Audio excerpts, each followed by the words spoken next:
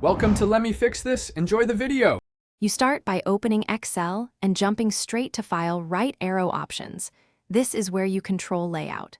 Once there, select Language to ensure a right-to-left language is available, and add it if missing.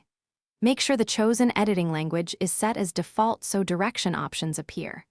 Also check Advanced Settings for Workbook Display Defaults.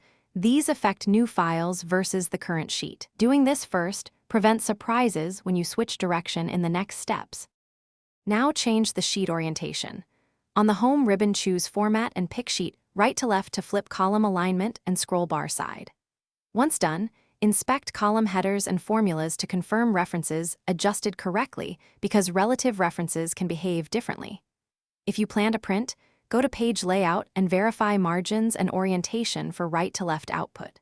Finally, reposition freeze panes and any custom views so they match the new flow. This keeps navigation intuitive for you and others. To finish, save the workbook under a new name so you preserve the original left-to-right version. This gives you a fallback.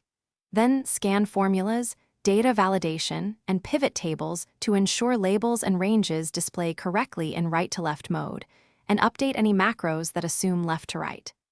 If things go wrong, make sure the editing language is correctly set in Options, close and restart Excel. And if necessary, revert the sheet direction to isolate the problem before retrying the switch. Thanks for watching. If you found this helpful, don't forget to like and subscribe.